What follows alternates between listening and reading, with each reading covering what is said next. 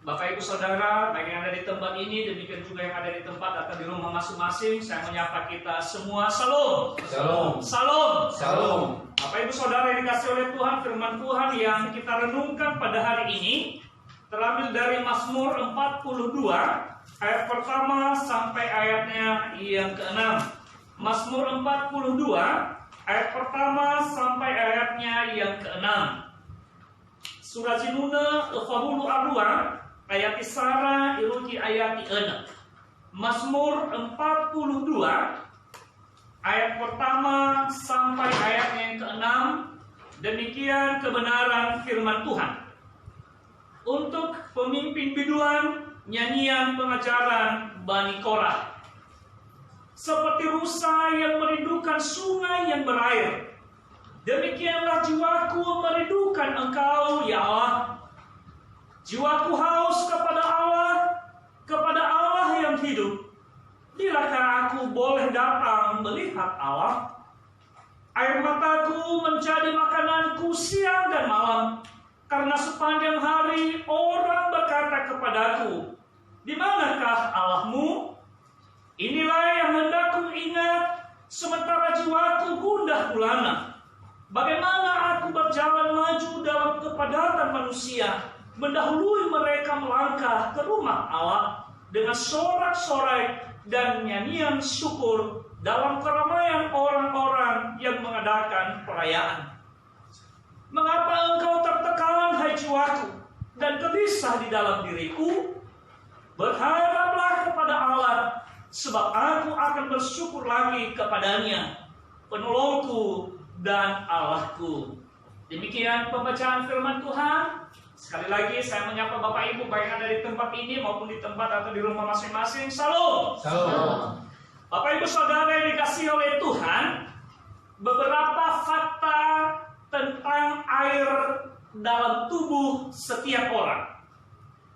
Bahwasanya tubuh setiap manusia ini terdiri dari 60 sampai 70% air. Jadi luar biasa Bapak Ibu. Kalau misalnya berat badan kita ada 60 kg, itu berarti air dalam tubuh kita ini 36 bahkan boleh sampai 42 kg beratnya. Berarti dagingnya tinggal berapa kilo saja. Bahwasanya setiap orang, terutama orang dewasa, membutuhkan air kurang lebih 2,3 sampai 2,5 liter atau 8 sampai 10 gelas per hari. Jika kebutuhan air yang dimaksud tidak tercapai, maka timbullah apa yang disebut dengan rasa haus. Menandakan bahwasannya ada kekurangan asupan air dalam tubuh seseorang. Apakah oleh karena terlalu banyak keringat, ya, banyak capek, banyak mengeluarkan cairan sehingga menimbulkan rasa haus, menandakan tubuh seseorang itu kekurangan asupan air. Bapak Ibu Saudara yang dikasihi oleh Tuhan, bahwa orang yang kekurangan air, kalau tidak segera diatasi dengan meminum air, maka akan menimbulkan apa yang disebut dengan dehidrasi. Dehidrasi itu gejalanya itu bisa terasa ketika terjadi rasa pusing, ya, dan terjadi keringat dingin, dan bahkan kalau misalnya dehidrasi itu lebih parah lagi, akan menyebabkan gagal ginjal, pembengkakan pada otak, dan bahkan kalau semakin lama kekurangan air, mengalami dehidrasi, tidak menutup kemungkinan bisa menimbulkan kematian kepada orang yang haus tersebut. Bapak Ibu Saudara, saya percaya setiap kita pernah mengalami rasa haus dalam kehidupan kita sehari-hari. Amin. Amin. Melalui kebenaran firman Tuhan ini juga, pemazmur mengungkapkan kehausannya dan diistilahkan di sini bagaikan rusa yang haus dan merindukan sungai yang berair. Namun kehausan pemazmur melalui kebenaran firman Tuhan yang telah kita baca tadi bukanlah kehausan secara jasmania dengan membutuhkan mata air, melainkan kehausan jiwa di hadapan Tuhan. Jadi kehausan jiwa di hadapan Tuhan. Sehingga Bapak Ibu melalui kebenaran firman Tuhan telah kita baca dari Mazmur 42 ayat pertama sampai ayat 6 ini, kita merenungkan firman Tuhan ini di bawah tema kehausan jiwa kepada Allah. Apa dan seperti apa kehausan jiwa di hadapan Tuhan? Belajar dari kebenaran firman Tuhan ini, beberapa hal yang patut kita renungkan. Tema perenungan kita, kehausan jiwa kepada Allah. Yang pertama Bapak Ibu Saudara, di ayat pertama sampai ayat 3 ditambah dengan ayat 5b kebenaran firman Tuhan ini, bahwasanya kehausan jiwa di hadapan Tuhan adalah kehausan untuk bertemu dengan Allah. Seperti kehidupan pemazmur ini, kehausan yang dirasakan adalah kehausan jiwa dalam artian ingin, rindu, kepingin bertemu dengan Tuhannya, bertemu dengan Allah. Di ayat pertama sampai ayat 3 ditambah dengan 5b. Di ayat pertama dikatakan di sini untuk pemimpin biduan, nyanyian pengajaran Bani Korah. Artinya, maksudnya Mazmur ini adalah merupakan nyanyian pengajaran dari Bani Korah untuk pemimpin biduan. Ayat 2. Pemazmur mengatakan, seperti rusa yang merindukan sungai yang berair, demikianlah jiwaku merindukan Engkau ya Allah. Bapak Ibu Saudara, melalui nats ini pemazmur mengungkapkan kehausannya yang sedang dihadapi dan diibaratkan bagaikan rusa yang merindukan sungai yang berair. Itu artinya ada kerinduan dan ada keinginan yang sangat. Kerinduan atau keinginan yang mendalam yang dihadapi oleh pemazmur melalui nats ini di ayat 2b tadi, bahwasanya demikianlah jiwaku merindukan Engkau ya Allah. Dan di ayat 3 dikatakan dilanjutkan, jiwaku haus kepada Allah yang hidup. Bilakah aku boleh datang melihat Allah? Di ayat 3 ini lagi-lagi pemazmur mengungkapkan bahwasanya ia betapa haus, ia betapa rindu, ingin bertemu, ingin berjumpa, ingin melihat Allah yang dia sembah, Allah yang hidup. Bapak Ibu Saudara, pada zaman Mazmur ini, tempat sakral untuk berjumpa dengan Allah, yaitu datang ke bait Allah, atau sama seperti kita dewasa ini adalah gedung gereja atau tempat-tempat ibadah. Di ayat 5b lebih lanjut diungkapkan di sana, bagaimana aku berjalan maju dan dalam kepadatan manusia, mendahului mereka, melangkah ke rumah Allah dengan suara sorak-sorak dengan nyanyian syukur dalam keramaian orang-orang yang mengadakan perayaan. Pada ayat 5b ini, pemazmur lebih lanjut mengungkapkan bahwasanya rasa kehausannya untuk bertemu dengan Allah itu bahkan semakin memuncak ketika dalam perjalanan beriringan dengan bersama-sama dengan orang banyak pergi ke rumah Allah.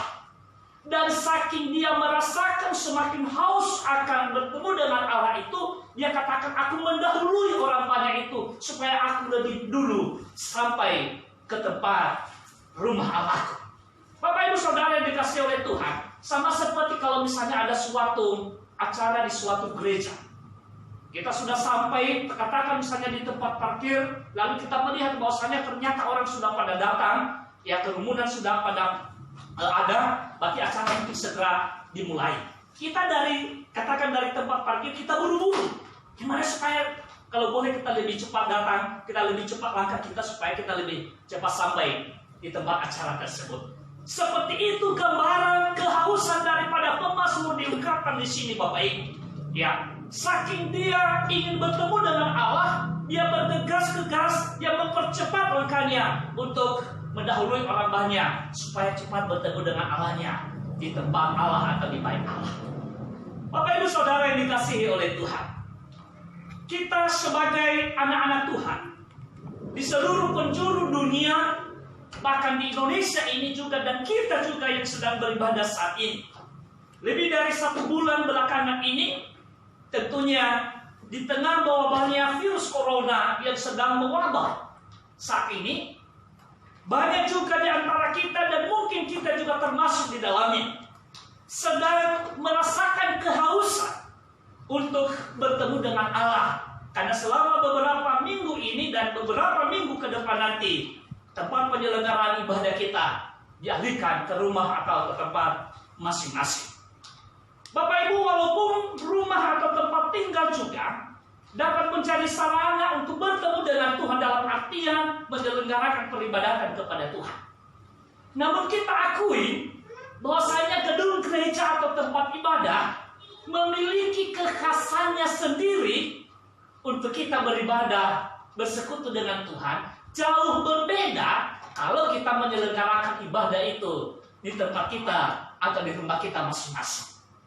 Karena kita sadari atau tidak Bapak Ibu, sekalipun gedung gereja itu sesederhana apapun, katakan misalnya kalau di daerah-daerah terpencil mungkin hanya terbuat dari alat apa adanya, atau dalam bahasa dia mungkin hanya dibuat dari fulusi, dari babu-babu. Ketika kita melihat, boleh tanpa kita sadari kita memuji, oh itu gereja. Itu gereja, berarti itu rumah Tuhan. Walaupun dia sesederhana seperti itu. Tetapi semegah apapun gedung atau rumah, kalau itu tidak dikhususkan untuk tempat ibadah, tentunya kita enggan mengatakan, oh gedung itu gereja, gedung itu tempat ibadah.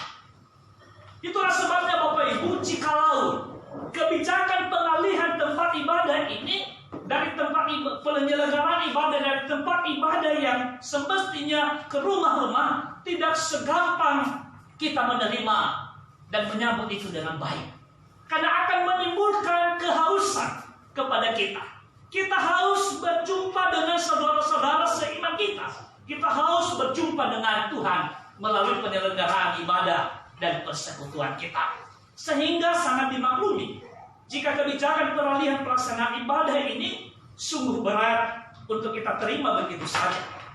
Namun demi memikirkan keselamatan fisik bersama dan sebagai bagian mendukung pemerintah dan para petugas medis untuk memberantas mewabahnya virus corona yang sedang mewabah saat ini, maka kebijakan peralihan itu tentunya semakin lama semakin kita memaklumi, walaupun tidak secara serentak. Bapak Ibu Saudara yang dikasihi oleh Tuhan, di tengah situasi yang terjadi seperti apa yang kita alami saat ini, kita juga seolah sedang kehausan, sama seperti pemazmur ini, bagaikan rusa yang merindukan aliran sungai. Kehausan kita bukan untuk masalah minum air.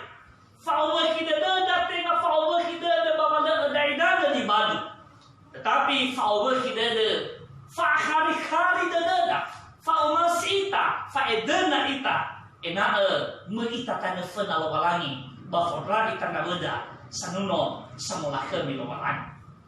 namun Bapak Ibu, di tengah situasi seperti ini, sesungguhnya kita juga diajari bahwasanya untuk bertemu dengan Tuhan itu dapat kita lakukan di mana dan kapan saja.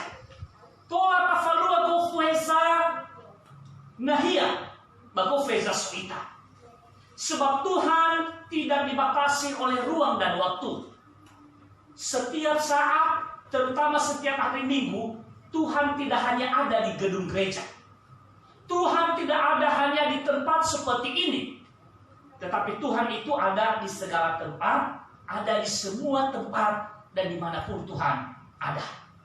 Sehingga dengan iman kita boleh katakan, dimanapun kita berada setiap saat, Tuhan juga ada di situ bersama dengan kita. Amin. Di tempat Bapak Ibu di mana berada saat ini, ikut menyelenggarakan peribadatan persekutuan bersama dengan keluarga di tempat masing-masing. Yakin dan percaya, di sana juga ada Tuhan menyaksikan persekutuan Bapak Ibu, sama seperti ketika kita menyelenggarakan persekutuan di tempat ibadah juga. Bapak Ibu Saudara yang dikasihi oleh Tuhan, karena itu marilah kita lampiaskan kehausan jiwa kita itu kepada Allah melalui ibadah kita, melalui persekutuan Kita bernyanyi dengan Tuhan.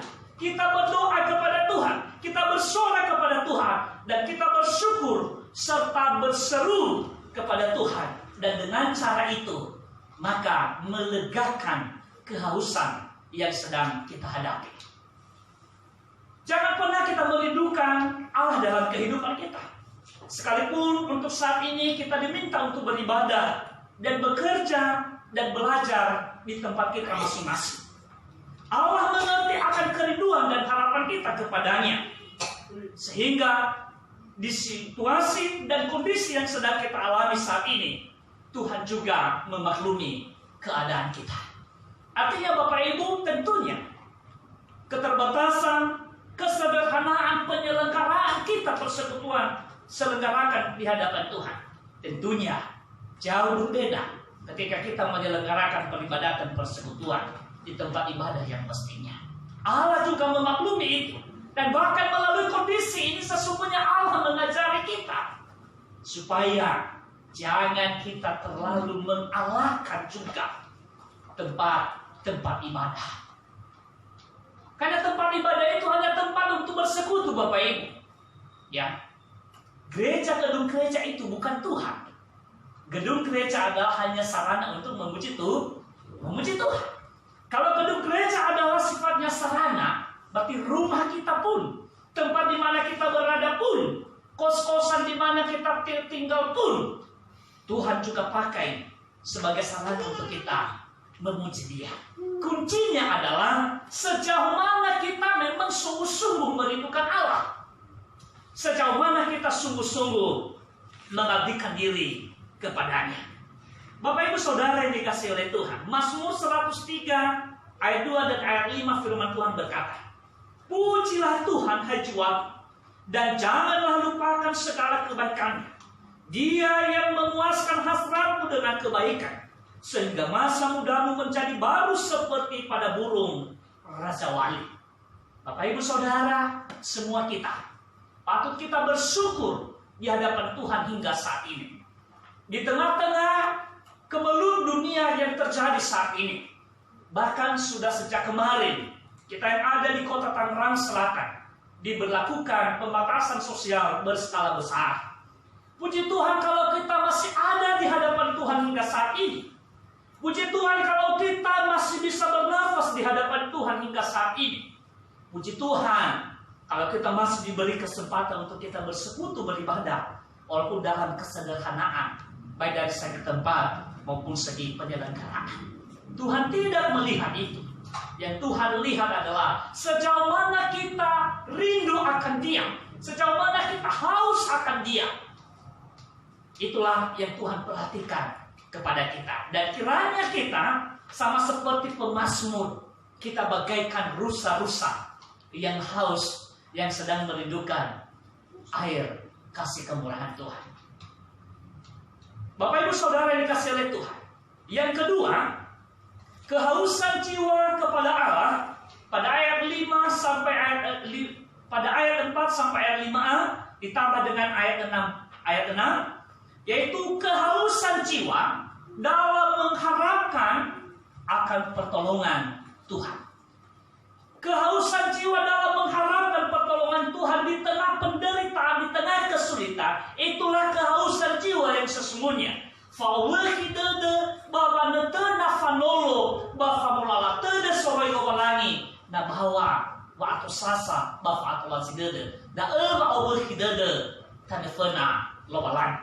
Ayat 4, 5a dan ayat 6 dikatakan di sini, air mataku menjadi makananku siang dan malam, karena sepanjang hari orang berkata kepadaku, di mana Allahmu?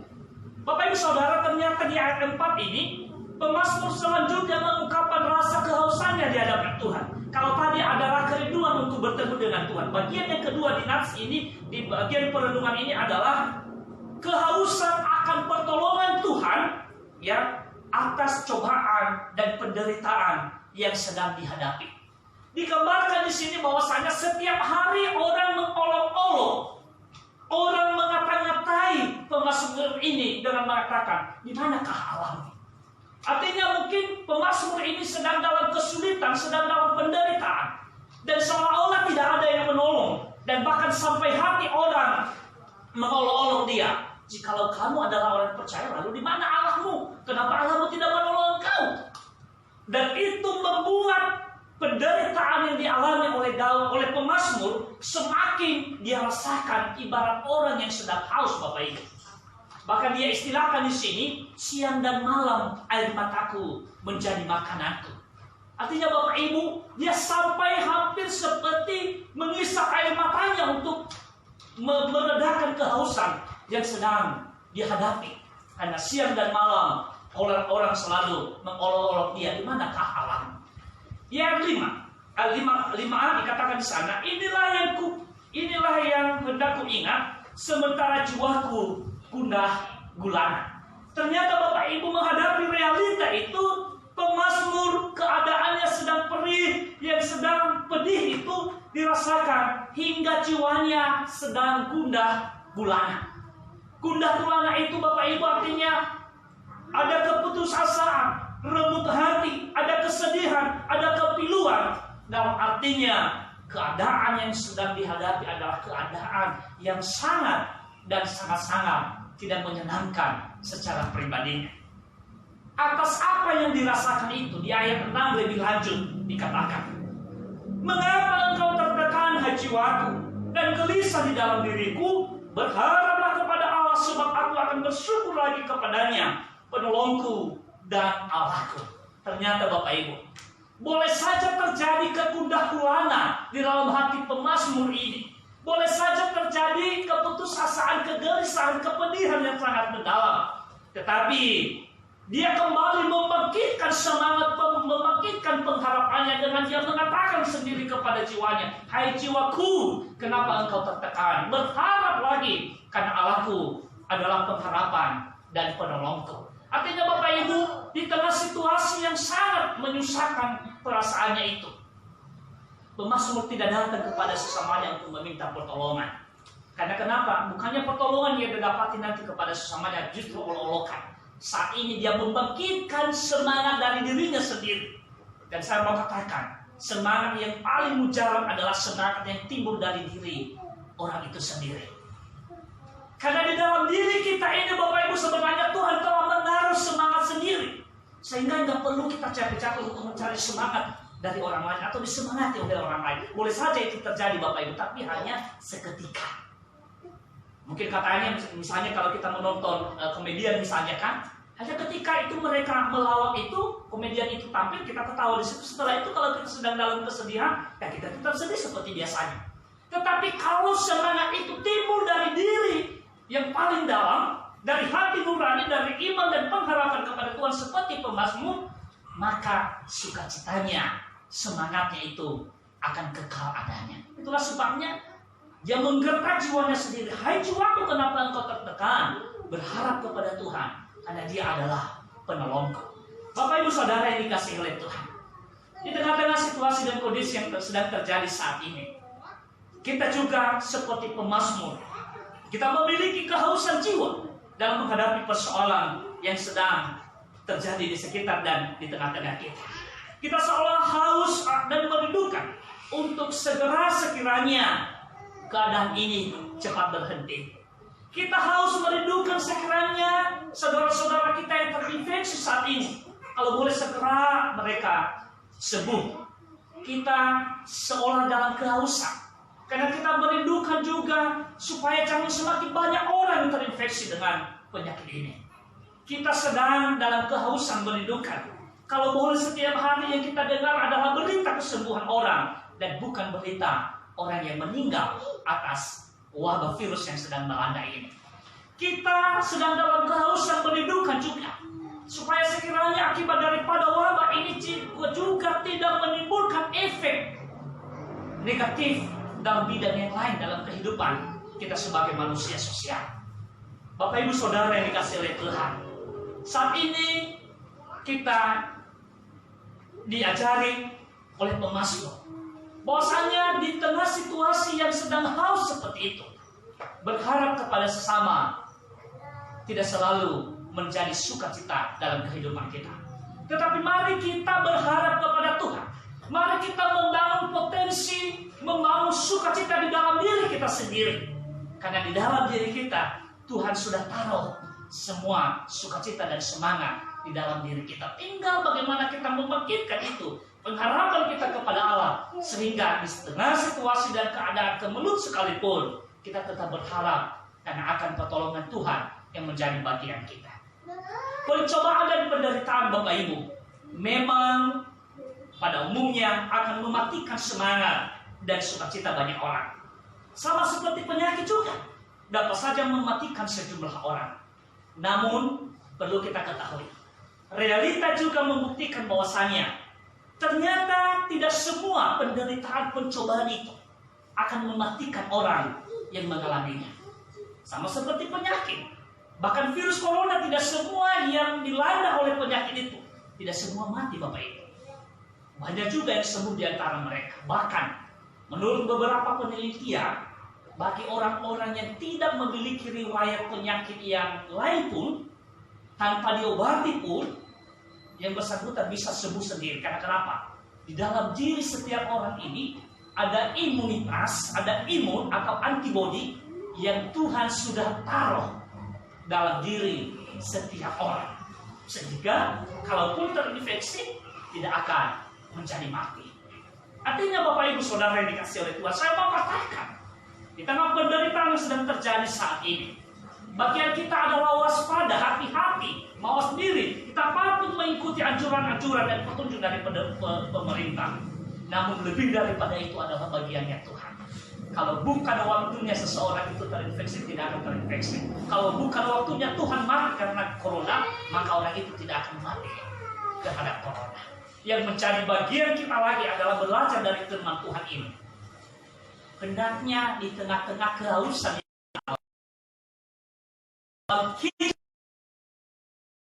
jiwa kita kepada Allah. Karena kadangkala juga penderitaan itu Bapak Ibu, Tuhan gunakan untuk supaya kita lebih menyadari kehidupan kita di hadapan Tuhan. Dengan mewabahnya virus corona ini, banyak bangsa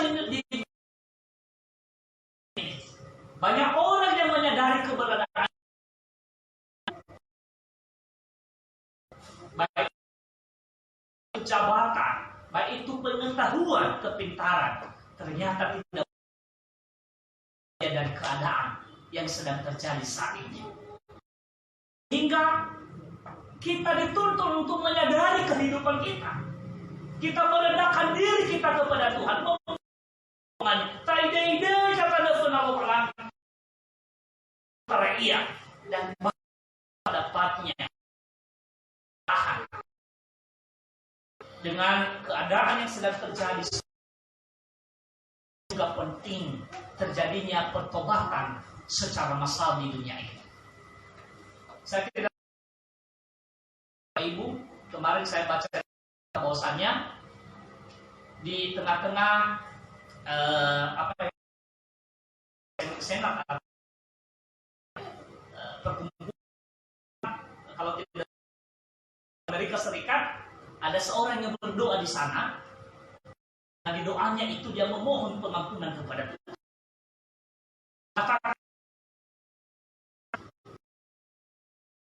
Egois dalam menjalani hari-hari kami. Ampuni kami Tuhan, jikalau proses pernikahan tidak lagi menjaga kesucian di hadapan Tuhan. Saya masih ingat masalah keegoisan dan masalah tidak menjaga kekudusan dalam Amerika. Sekali lagi, saya tidak tahu berita itu nanti diterus. Itu yang perlu karena situasi yang sedang mesti refleksi diri hadapan Tuhan.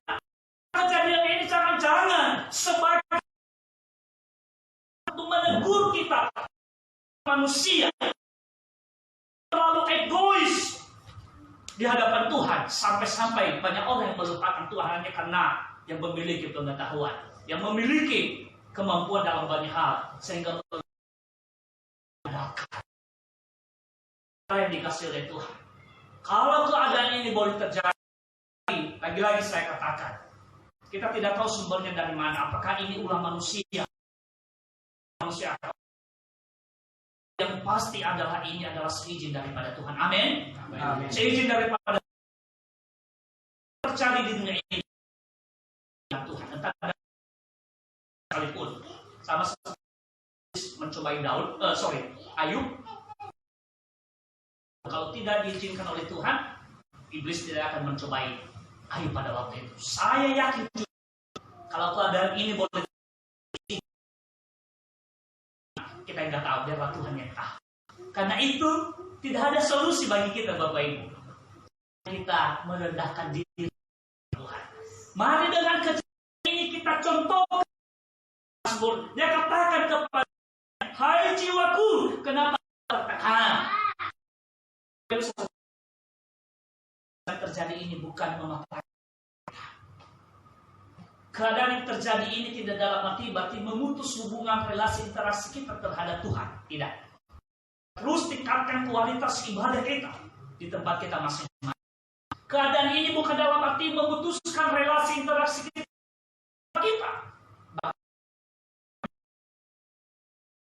Yang ini banyak orang yang artinya bagaimana dia bisa berbagi kasih terhadap misalnya gejala ini, Bapak Ibu, yang kita orang yang punya duit itu udah disumbangnya saja untuk kebutuhannya sendiri. Berarti dia gunakan untuk berbagi seperti Tuhan pakai. Mari kita terhadap Bapak Ibu Saudara yang dikasihi oleh Tuhan. Melalui kebenaran firman Tuhan ini ada dua kehausan jiwa oleh pemazmur melalui kebenaran Tuhan ini. Kehausan jiwa untuk bertemu dengan Allah. Fa'awal hidana bawa'idana faluka kelualan. Dan yang kedua, kehausan jiwa dalam menantikan, dalam mengharapkan akan pertolongan Tuhan. Fa'awal hidana bawa'idana famolo bawa'mulala teda sotara kelualan. Jika situasi keadaan kita juga sakit, kita sedang ibarat orang yang haus, bagaikan rusa yang sedang haus, yakinlah dan kita datang kepada Tuhan melalui persekutuan, melalui ibadah, melalui doa, melalui nyanyi dan syukur kepada Tuhan, maka kita diberikan kelegaan oleh Tuhan. Yesus berkata, marilah kepada aku semua yang letih lesu, aku akan memberikan kelegaan kepadamu. Dengan cara apa kita datang kepada Tuhan? Tentunya melalui ibadah. Di mana kita bisa menyelenggarakan ibadah? Saya mau katakan di mana saja, di tempat kita masing-masing dan di tempat ibadah juga. Dan kalau memang saking kita haus akan bertemu dengan Allah di tempat ibadahnya, di gereja, di tempat persekutuan yang mestinya, mari kita berdoa supaya Tuhan cepat melalui keadaan ini, sehingga suatu ketika nanti kita boleh bertemu seperti biasa. Kita datang ke rumah Tuhan, kita memuliakan Tuhan sehingga terobati rasa kehausan kita. Dan sekiranya nanti hari itu boleh terjadi, biarlah kita seperti Daud saling mendahului untuk lebih duluan datang untuk bertemu Tuhan di rumah ibadahnya. Dan puji nama Tuhan, kita yang sedang haus akan kebenaran firman Tuhan, kiranya dipuaskan melalui firman yang bersabda kepada kita hari ini. Ayat hafalan kita dari Mazmur 42 ayat 2, seperti rusa yang merindukan sungai yang berair, demikianlah jiwaku merindukan Engkau ya Allah. Mari bersama-sama. Seperti rusa yang merindukan sungai yang berair, demikianlah jiwaku merindukan Engkau ya Allah. Dan kiranya ini kita mendapatkan dahaga dari Allah. Kehausan kita terobati ketika kita membangun relasi, interaksi, persekutuan melalui ibadah kepada Tuhan. Di dalamnya kita memuji Tuhan, kita bernyanyi kepada Tuhan, kita berdoa kepada Tuhan. Dan tidak boleh kalah penting juga, kita merenungkan kebenaran firman Tuhan di hadapan Tuhan. Seperti rusa yang merindukan sungai yang berair, demikianlah jiwaku merindukan Engkau ya Allah. Simane fa'u berhida dembel, bapa madu idan soluah, simane fa'u berhida debukheu, ya uga loalang. Tuhan memberkati dan Roh Kudus yang terus memeteraikan kebenaran firman Tuhan ini dalam kehidupan setiap kita. Kita berdoa. Terima kasih Bapa, kebenaran firman-Mu yang telah terberitakan kepada setiap kami, baik kami yang ada di tempat ini, di gedung ini, dan terlebih juga seluruh jemaatmu, umatmu yang berada di tempat masing-masing, di rumah masing-masing, yang sedang beribadah dan mengikuti juga penyelenggaraan ibadah ini. Dan biarlah kami juga dipuaskan dan diberikan kelegaan ketika kami telah merenungkan firman-Mu yang menjadi bekal dalam kehidupan kami, bahwasanya di tengah kemelut yang terjadi saat ini, kami tidak perlu takut, kami tidak perlu gelisah berkelebihan, tetapi biarlah kami meneladani kehidupan pemazmur yang mengatakan kepada jiwanya, "Hai jiwaku, mengapa engkau tertekan? Berharap lagi kepada Tuhan, karena Dia akan memberi pertolongan yang tepat." Biarlah setiap kami juga Tuhan memiliki keyakinan dan pengharapan seperti ini, bahwasanya keadaan situasi apapun yang sedang terjadi di negara kami dan bahkan di kota kami saat ini, di sekitar kami saat ini, kami tetap percaya dan kami tetap berharap Tuhan pasti menolong dan memelihara kehidupan kami. Hamba-Mu berhenti berbicara, memberitakan firman-Mu. Roh-Mu yang kudus yang terus memberitakan dan memeteraikannya dalam kehidupan setiap kami. Di dalam nama Yesus kami telah mendengarkan sabda-Mu. Amin.